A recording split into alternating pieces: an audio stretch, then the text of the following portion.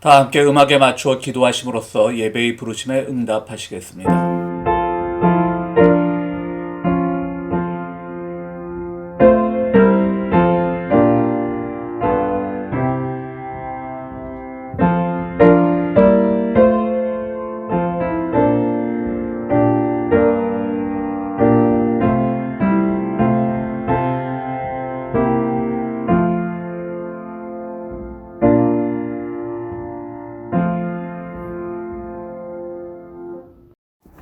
다 같이 기도하시겠습니다. 어두움 가운데서도 길을 잃지 않고 앞으로 나갈 수 있게 해주시는 주님을 찬양합니다. 차가운 기운을 이기고 잠들어 있던 새 생명이 돋아나게 해주시는 주님을 찬양합니다. 우리에게 닥친 크나큰 시련을 견뎌내고 기어이 이기게 해주실 주님을 찬양합니다. 아직 갈 길이 멀기는 합니다. 해결해야 할 문제가 많기도 합니다. 그런데도 아직 용기를 낼 수 있는 것은 주님께서 우리와 늘 함께 계신다는 믿음 때문입니다. 커다란 어려움을 겪은 교우가 있고 건강이 좋지 않은 교우도 있습니다. 살림이 넉넉하지 못한 교우가 있고 이런저런 문제들로 마음고생을 하는 교우들도 있습니다.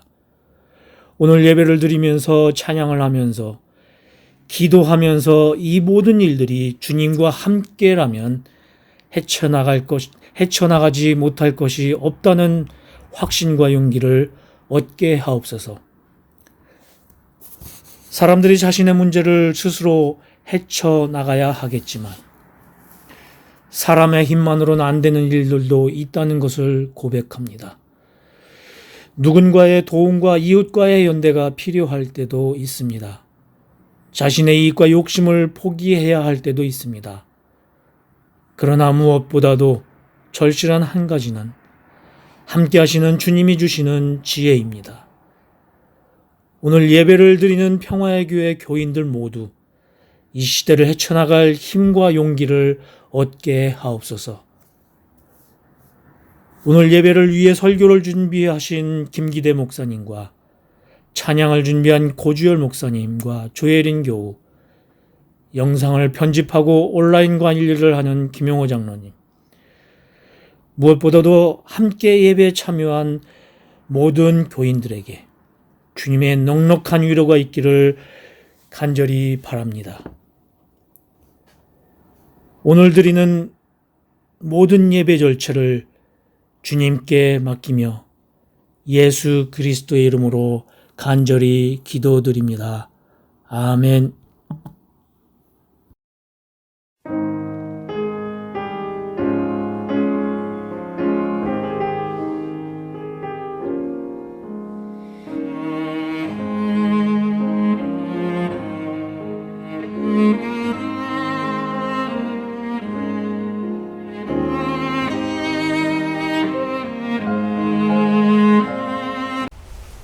안녕하세요. 편안하셨습니까? 오늘도 거룩한 주일 우리가 하나님 앞에 예배자로 또 서 있습니다. 각자 계신 곳에서 우리가 한 마음으로 찬양하고 예배하며 또한 우리에게 주신 2021년 새로운 비전들을 함께 기도하는 마음으로 예배 가운데 발견하는 그런 시간이었으면 좋겠습니다. 함께 찬양할까요? 누군가 널 위해 기도하네. 함께 찬양합니다.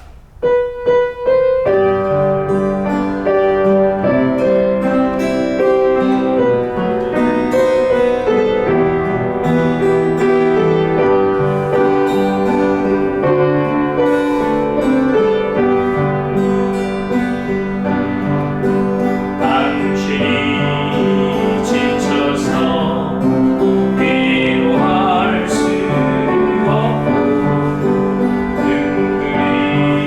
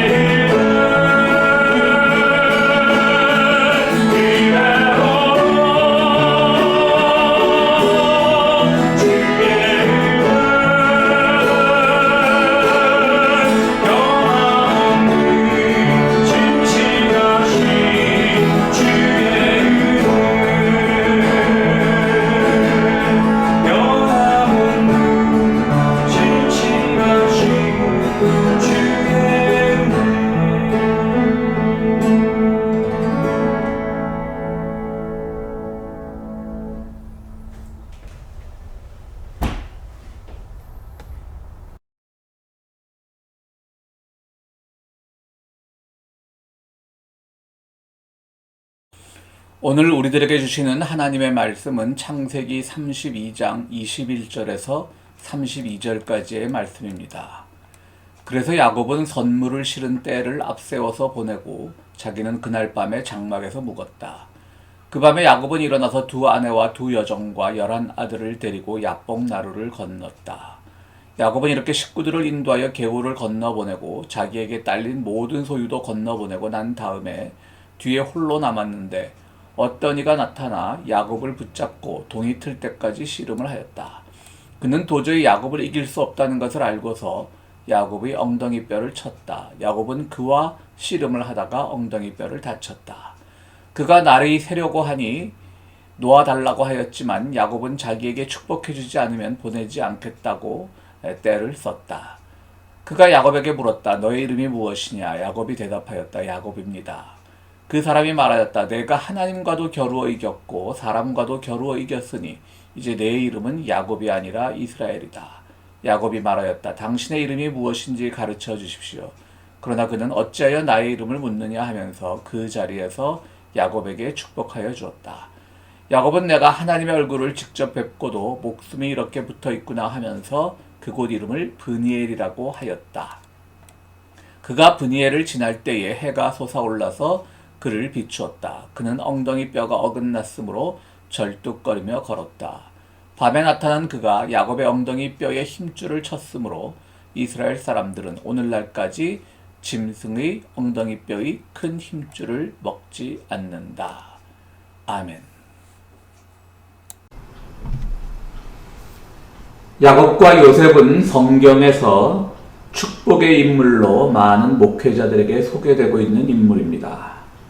야곱의 어떤 적극성과 요셉의 꿈, 미래에 대한 희망, 이런 내용들은 교회가 아니어도 수많은 자기 개발 강사들이 써먹기 참 좋은 소재입니다.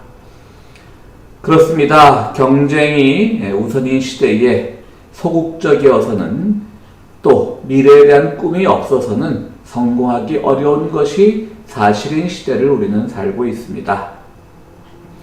그런 점에서 야곱과 요셉의 이야기는 시간과 공간을 초월한 성공담인 것은 틀림없지만 성공의 배후에 자리 잡은 비윤리적인 면은 그냥 슬쩍 모른 척하고 지나갈 때가 많은 것이 목회자들의 한계입니다.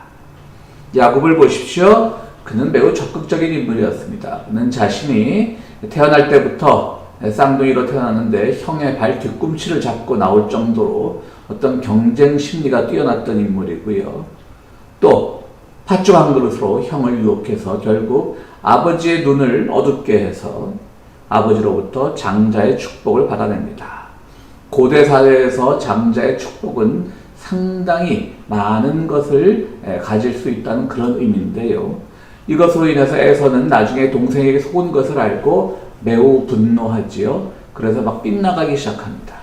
그래서 막 이방 여인과 결혼도 하고, 그 당시 기준으로 이제 이방 여인과 결혼하는 것은 큰 문제지 않습니까? 그런데 목회자들이 설교할 때 에서를 뭐라 그래요? 저 빗나가서 저렇다. 그래서 하나님의 축복을 못 받았다. 아니, 우리가 일반 드라마를 봐도, 일반 사회에서 봐도 어떤 드라마의 등장인물이 조금 빗나가면 그의 어떤 가정 환경이나 그런 것들을 좀 이렇게 조명을 해보지 않습니까?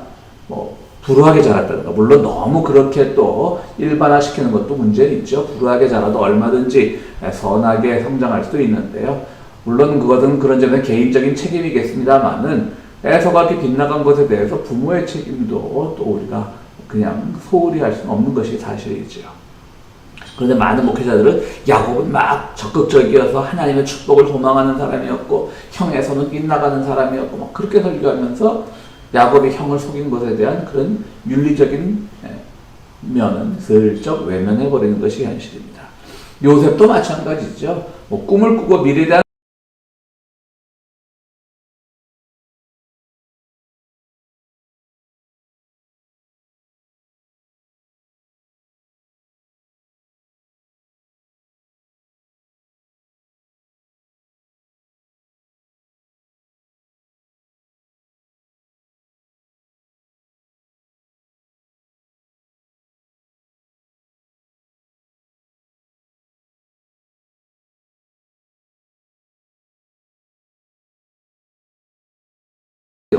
학생 시절 폭력 논란으로 지금 선수 생활의 위기를 맞고 있습니다. 스포츠에 대해서 잘 알지 못하는 저조차도 한국의 배구 선수인데 그 쌍둥이 자매 선수를 알 정도였습니다. 이번 사건이 터지기 전부터 저도 그 선수들에 대해서 항상 격려하고 좋은 이미지를 갖고 있었습니다. 늘 플레이하는 모습이 쾌활하고 또 어떤 일종의 그것도 프로스포츠니까요. 뭐 팬들을 팬 서비스하는 것도 아주 발랄하고 그런 점에 있어서 그리고 기량들도 뛰어나고요. 그런 점에서는 아주 좋게 봤는데 알고 봤더니 학생 시절부터 동료 배구 선수들을 폭행하고 때리고 무시하고 놀리고 뭐 그런 폭력 사태가 폭력적인 면이 있었다는 것이 피해 학생들의 뒤늦은 폭로에 의해서 밝혀지게 되었습니다. 근데 보니까 그 선수들이요, 이 스포츠계에서는 금수저 출신이에요. 아버지 어머니가 다, 어머니도 배구 선수였고 아버지는 뭐 다른 육사인가 그랬는데요. 다 운동선수 출신이고 또 지금 이렇게 프로팀에서도 잘 활약하는 거 봐서는 중고등학교 시절부터 기량도 뛰어났겠죠. 남들보다 기량이 앞서갔겠죠. 그 쌍둥이 자매가요. 운동선수 부모를 두고 자기들의 기량이 뛰어나고 또 요즘 뭐 외모를 가지고 말하면 안 되는 세상입니다만 어쨌든 그 쌍둥이 자매가 배구 팬들의 인기를 끌만한 그런 외모적인 장점을 가지고 있는 것도 사실입니다. 그러면 그들의 입장에서 다른 선수는 다 루저로 보였겠죠. 정말 가진 자가 더 가지려고 하는 그런 데서 나오는 폭력이라는 점이 저는 더 불쾌하다는 거죠. 정말 가지지 못한 자가 그냥 올부대 터져서 나오는 폭력이라면 그것도 물론 용서해서는 안 되겠지만 그나마 동정의 여지가 있는데 다 가진 선수들이 그렇지 못한 선수들을 향해서 행했던 그 폭력들이 참 용서받을 길이 없다라고 생각을 합니다. 다만 한 가지 일말의 작은 동정심이 있다면 그 선수 어릴 때에 일어난 일이니까요. 그 선수들의 잘못이 아니라 성공만이 최고로 가르치는 사회, 부모의 세대가 그 어린 괴물들을 만들었던 것이 아닌가라는 그런 일말의 동정심으로 그들을 이해할 수 있을지는 모르겠습니다. 야곱이 바로 이런 사람입니다. 성공만 하면 됩니다. 그런데 교회에서는 그 사람을 축복의 어떤 전형적인 모습으로 생각합니다. 요즘 사실요, 뭐 이런 일반 강사들이 많잖아요. 이제 뭐 모이지를 못하니까 뭐 이런 줌이나 이런 인터넷으로 많은 강사들이 활동하는데 그 중에서도 뭐 아주 대표적인 강사들이 있죠. 한국에서 막 예전에 모일 때는 기업체 아주 섭외 1순위 되는 그런 강사들 보면요. 이분들도 굉장히 발전하고 있어요. 처음에 이분들도 사실 성공만을 막 가르치는 그런 사람들이었는데요. 요즘 보면 이분들도 거기서 어떤 윤리를 찾아내려고 하고 양보를 찾아내려고 하고 어떤 공생을 찾아내려고 하고 함께 이루는 사회를 찾아내려고 하는 식의 그런 자기개발 강사들도 있는데 유독 변하지 않는 게 교회 설교전에서 야곱, 요셉은 성공한 인물이다. 그래도 참 오늘날 목회자들이 자기개발 강사들만큼도 공부를 안 하고 성찰을 안 하고 명상을 안 하는구나 이런 생각을 해봤습니다. 자, 야곱은 어떤 인물입니까? 뭐 간단하게 말씀드렸지만 형 에서를 속여서 또 아버지 이삭도 속여서 모든 것을 차지하려고 했지만 그게 뜻대로 됩니까? 그러니까 결국은 형과 아버지의 미움을 받아서 위험에 빠지게 되니까 결국 어머니의 도움으로 어머니가 또 이제 그 야곱을 특별히 또 선호했잖아요. 총애했잖아요. 그러니까 어머니의 도움을 받아서 이제 그 외삼촌 라반의 집으로 이제 도피를 하게 됐죠.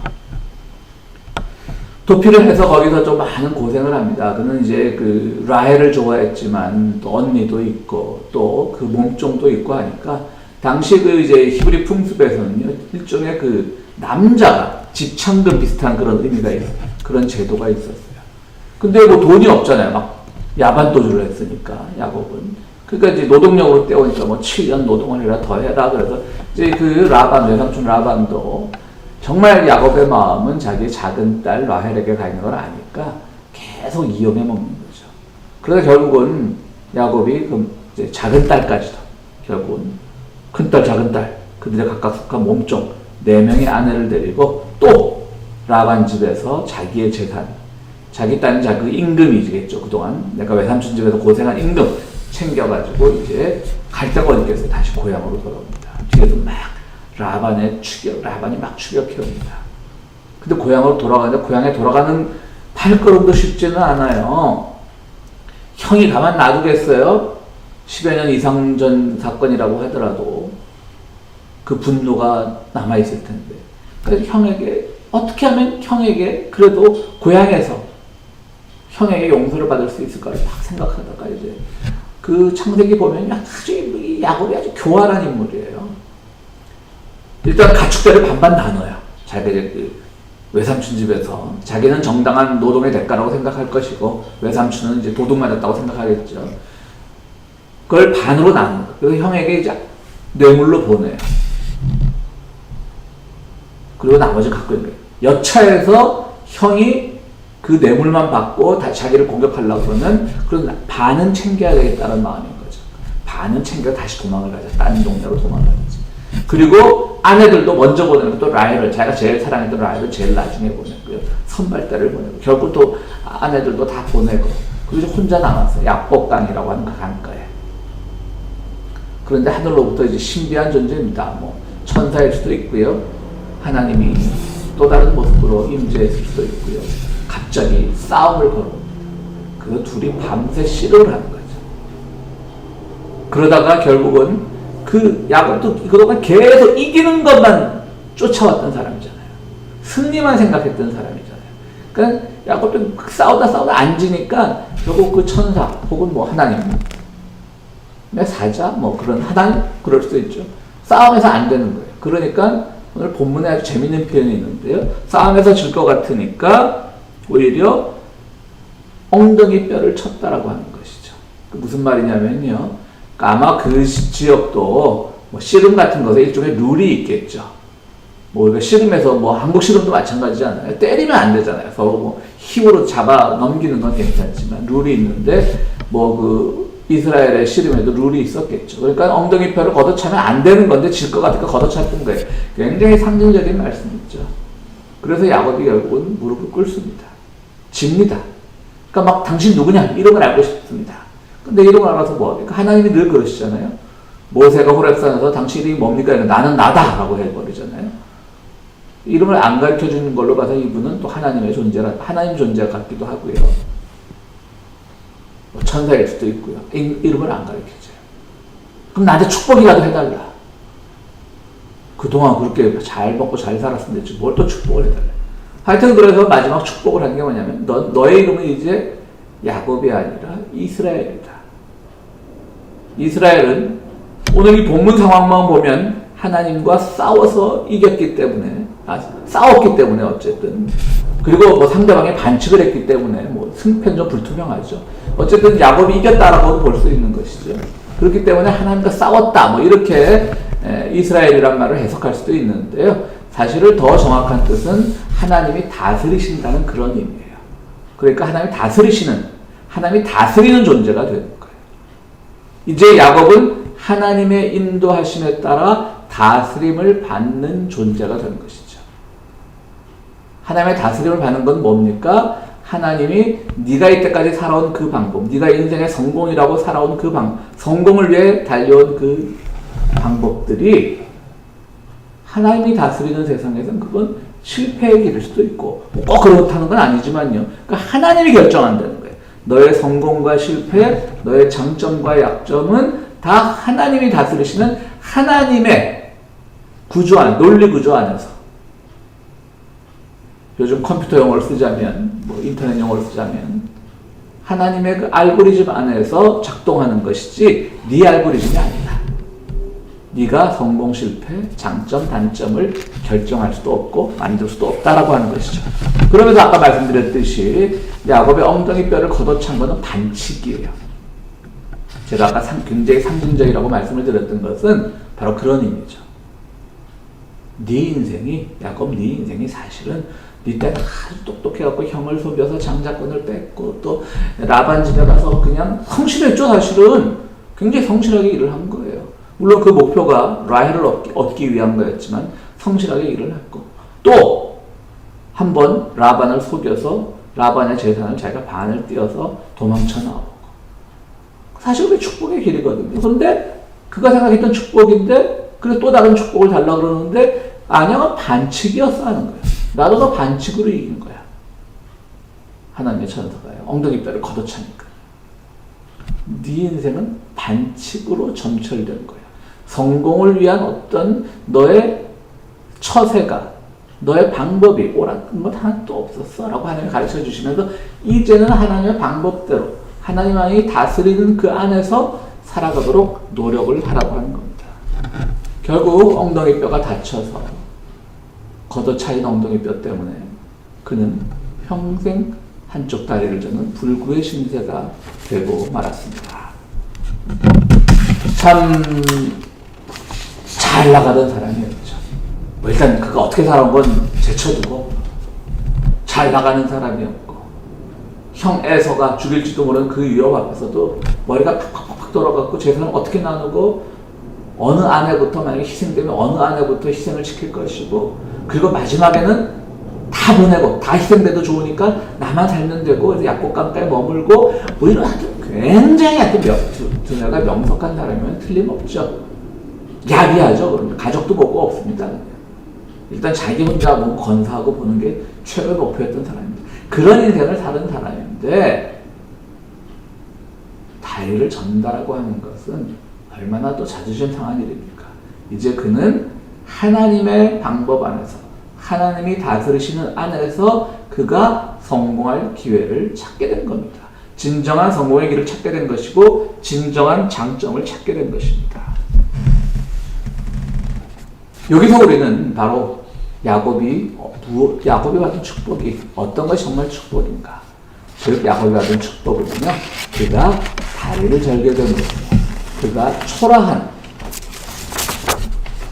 제가 말씀드린 초라하다는 건 오늘날 어떤 신체 장애를 가진 분들이 뭐 초라하다 뭐 그런 뜻이 아니고요.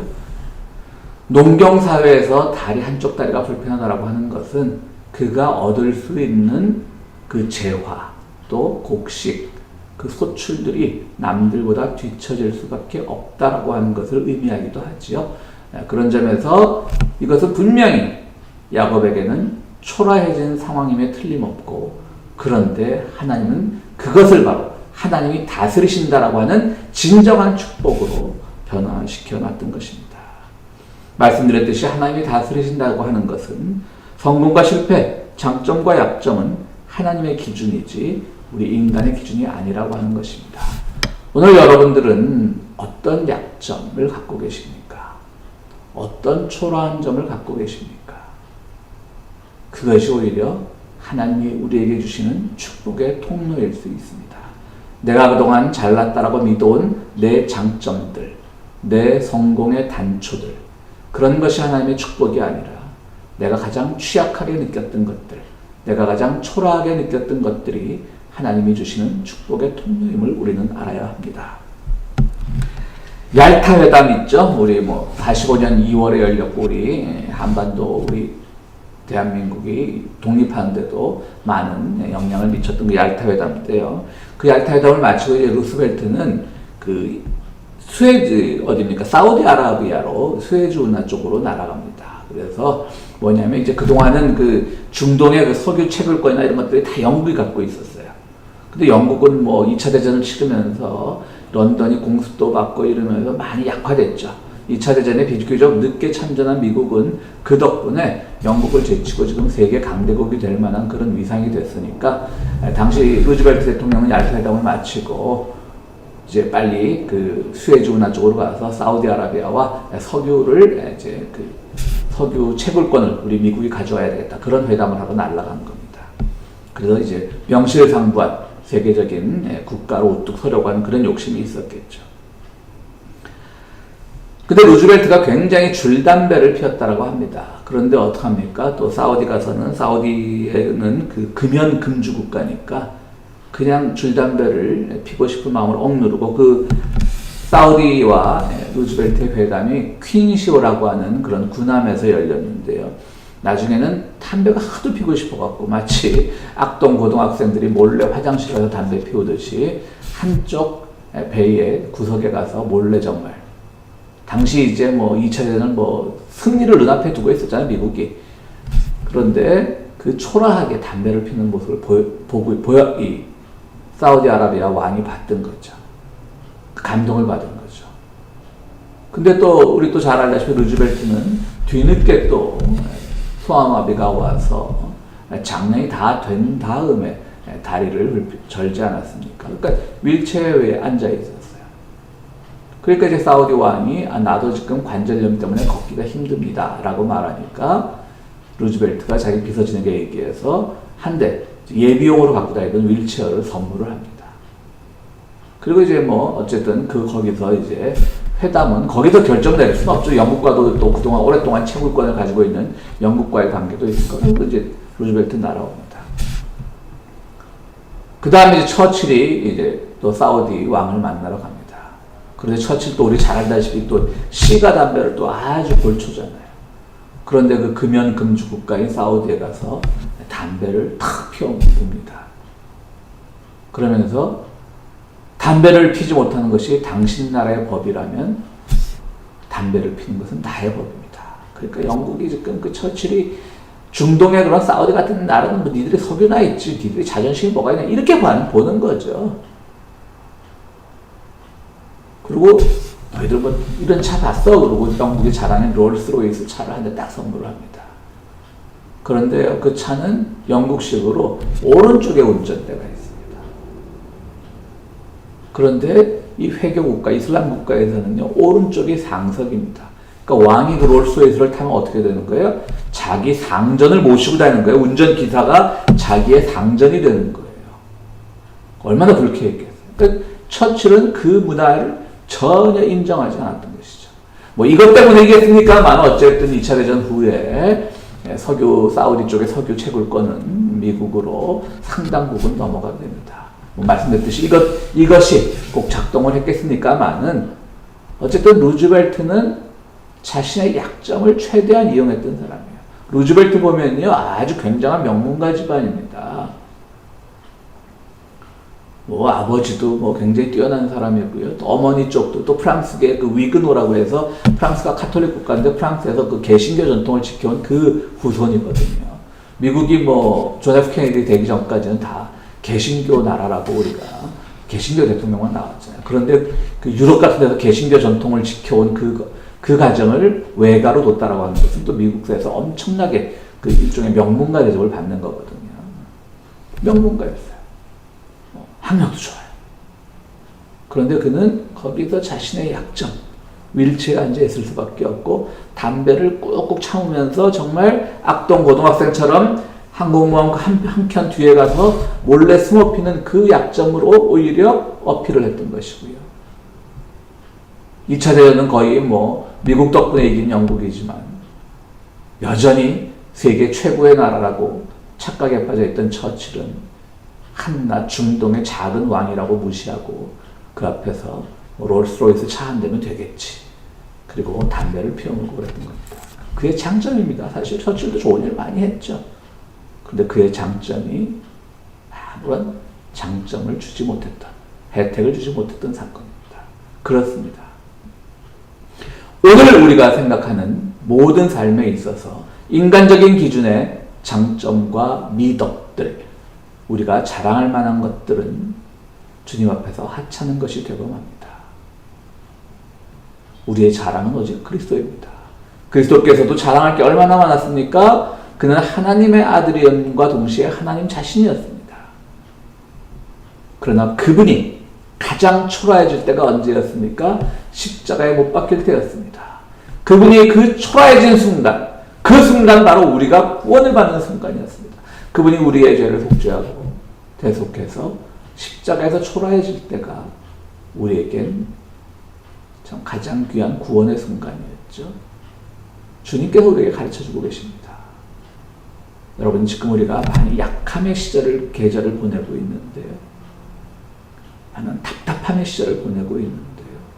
취약함의 시절을 보내고 있는데요. 바로 이 시기가 또 우리가 가진 그때까지 우리가 장점이고 미덕이고 나의 강함이라고 생각했던 이것들이 초라해지는 이 시기가 바로 주님이 가장 우리를 축복하시고 우리를 사랑으로 지켜보시는 시기라는 것을 우리 모두 믿어야 합니다. 바로 이때입니다.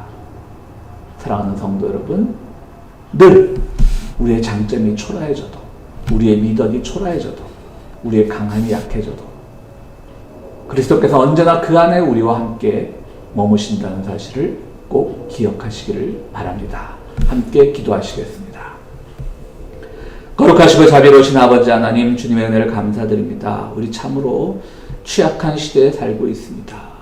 눈에 보이지도 않는 바이러스라는 것 때문에 전 세계가 공포에 떨고 수많은 죽음을 경험하고, 지금 우리가 백신으로 그것을 방어할 수 있다라고는 하지만 그조차도 여러 가지 이야기들 때문에 우리가 불안해하는 것도 사실입니다. 그러나 주님, 바로 이때가 주님께서 우리를 돌보시는 때요, 바로 이때가 우리에게 가장 주님이 함께 하시기 좋은 때라는 것을 우리 모두 믿사오니 주여 이때 우리와 함께 해주시고 우리의 기도 안에 머물러 주시고 우리의 약함 안에 머물러 주시옵소서. 그래서 우리가 더욱더 이것이 초라해진 것이 아니라, 우리의 걸음이 이상해진 것이 아니라 오히려 주님이 다스리시는 그 징표라는 것을 우리 모두 고백하게 되기를 원합니다. 예수 그리스도 이름으로 기도드리옵나이다. 아멘. 예, 교회 소식 전해드리겠습니다. 다른 건 없고요. 오늘 백신이 여러 가지 이야기들이 있지만 또 순서가 돌아오는 것도 우리가 기다려야 되고요. 어쨌든 지금 백신 말고는 이것을 이겨내는 대안은 없으니까요. 기도하시면서 또 믿으시면서 순서가 되면 백신을 다 이렇게 맞으시고요. 또 그렇다고 또 너무 안심하지는 마시고요. 여전히 마스크나 이런 것들은 소중히 여기시는 그런 삶을 사시기를 바랍니다. 우리 같이 3월 22일 주일부터 예배를 이제 비대면으로 전환을 했는데요. 그때가 이제 사순절 기간이었습니다. 부활주일을 한 3주 정도 앞두고 있을 때였고요. 근데 또 이제 사순절이 시작이 됩니다. 이번 주 수요일부터, 수요일은 제2의 수요일이죠. 우리가 참 우리의 죄를 회개하고 정말 죄를 우리 온몸에 발랐던 그런 초대교회 전통을 기념하는 제2의 수요일입니다. 애쉬 웬즈데이인데요.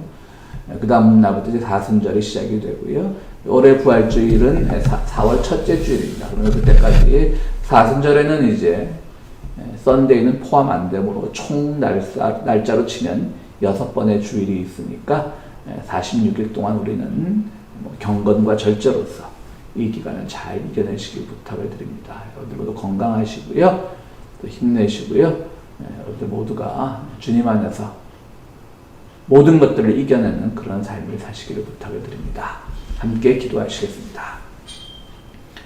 이제는 우리를 죄에서 구원하신 우리 주 예수 그리스도의 은혜와 우리 세상 살아갈 때 늘 베푸시는 하나님의 극진하신 사랑과 성령님의 감화 감동하심이 오늘 우리가 내세울 것은 우리가 가진 장점이나 미덕이나 강함이 아니라 오히려 초라해짐을 통하여 하나님이 다스리신다는 것을 받아들이는 그것이야말로 우리에게 진정한 축복임을 고백하기로 다짐하는 모든 성도들 위해 지금으로부터 영원토록 함께 하시기를 축원하옵나이다.